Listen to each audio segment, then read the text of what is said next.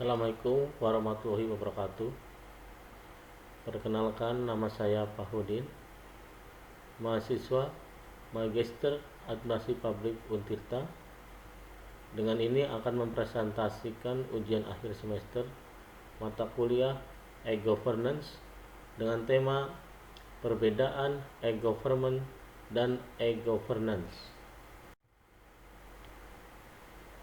E-government dapat didefinisikan sebagai integrasi teknologi informasi dan komunikasi dalam administrasi publik, yaitu untuk berbagai proses operasi dan struktur pemerintah dengan tujuan meningkatkan transparansi, efisiensi, akuntabilitas, dan partisipasi warga negara.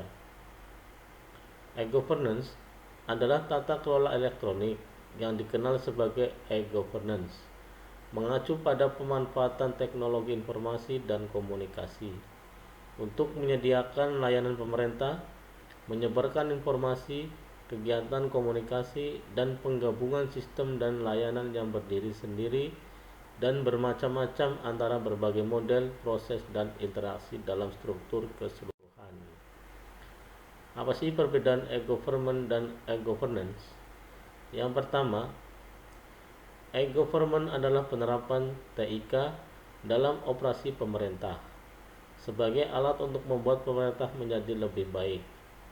Sedangkan e-governance adalah menyiratkan penggunaan TIK dalam mentransformasikan dan mendukung fungsi dan struktur sistem. Yang kedua, e-government adalah sebuah sistem, sedangkan e-governance adalah sebuah fungsi. Yang ketiga, e-government adalah protokol komunikasi satu arah. Sebaliknya, e-governance adalah protokol komunikasi dua arah. IT governance menurut Well dan Ross mendefinisikan IT governance sebagai keputusan-keputusan yang diambil yang memastikan adanya alokasi penggunaan teknologi informasi dalam strategi-strategi organisasi yang bersangkutan. IT governance memiliki 6 arsitype. 1. Bisnis monarki. 2. IT monarki. 3. Feodal. 4. Federal. 5. IT duopoly. Dan 6. Anarki. Inilah salah satu contoh sistem aplikasi e-government, yaitu aplikasi e-performance dari Kota Surabaya. E-performance adalah sebuah sistem informasi manajemen kinerja yang digunakan oleh pemerintah Kota Surabaya untuk melakukan penilaian prestasi kerja pegawai pemerintah Kota Surabaya. Kinerja pegawai dengan sistem ini dinilai berdasarkan prinsip seperti objektif, transparansi, terukur, partisipasi, dan akuntabel. Sasaran dari e-performance yaitu terwujudnya manajemen pegawai berdasarkan prestasi kerja dan sistem karir kerja pegawai negeri sipil di lingkungan pemerintah Kota Surabaya. Penerapan sistem informasi manajemen sumber daya manusia diharapkan dapat memotivasi para PNS pemerintah Kota Surabaya untuk meningkatkan kinerja individu dan organisasi, serta mendukung terlaksananya program kerja yang telah direncanakan dan disusun secara optimal. Selain itu, e-performance juga ditujukan untuk mendukung proses pembangunan dan pelayanan publik di lingkungan pemerintah Kota Surabaya. Sistem e-performance dapat dibuka pada website e-performance.surabaya.go.id. Keputusan-keputusan yang harus diambil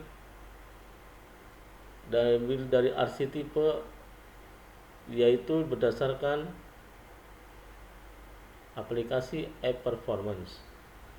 Yang pertama, IT Principle. Keputusan peranan IT secara federal karena kombinasi antar keputusan pemerintah daerah dan SKPD di bawahnya dengan keterlibatan orang IT karena para pekerja telah terintegrasi website pemerintahan daerah dapat menginput berbagai penugasan yang diikutinya. Yang kedua, IT arsitektur.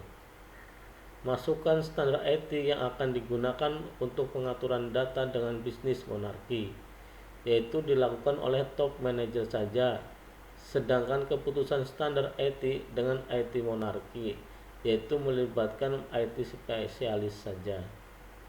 Yang ketiga, IT infrastruktur. Masukan untuk menentukan pelayanan yang akan diberikan menggunakan feodal, yaitu setiap unit dan bagian dalam organisasi memiliki keputusan berbeda-beda, tetapi yang menentukan keputusan adalah anarki, yaitu sentralistik. Satu orang pengambil keputusan, yaitu kepala daerah atau sekretaris daerah. Business application needs. Masukan untuk menentukan kebutuhan organisasi dalam aplikasi e-performance, yaitu IT monarki, karena melibatkan IT spesialis, sedangkan keputusannya menggunakan anarki, yaitu sentralistik. Satu orang pengambil keputusan atau kalangan tertentu, baik kepala daerah atau sekretaris daerah. IT investment dan prioritasasi. Keputusan menentukan prioritas barang yang akan dibeli dan berapa biaya yang akan dikeluarkan, yaitu keputusan anarki atau keputusan sentralistik dari kepala daerah atau sekretaris daerah, agar sistem perangkat IT yang dibeli tidak berbeda-beda antar SKPD, sehingga pemeliharaannya dapat dilakukan dengan mudah. Ini adalah metrik arsitektur e-performance. IT prinsipalnya, inputnya itu federal. IT arsitekturnya, inputnya bisnis monarki, destinasinya IT monarki. Untuk IT infrastruktur, inputnya adalah feodal. Bisnis application needs-nya, inputnya IT monarki, destinasinya anarki. Sedangkan untuk investmentnya hanya decision-nya, yaitu anarki. Kesimpulannya, website e-performance memiliki tipe organisasi yang mengambil keputusan mengenai IT secara federal, yang mana federal berarti kombinasi antara keputusan pemerintah daerah dan SKPD di bawahnya dengan atau tanpa keterlibatan orang-orang IT. Assalamualaikum warahmatullahi wabarakatuh. Terima kasih.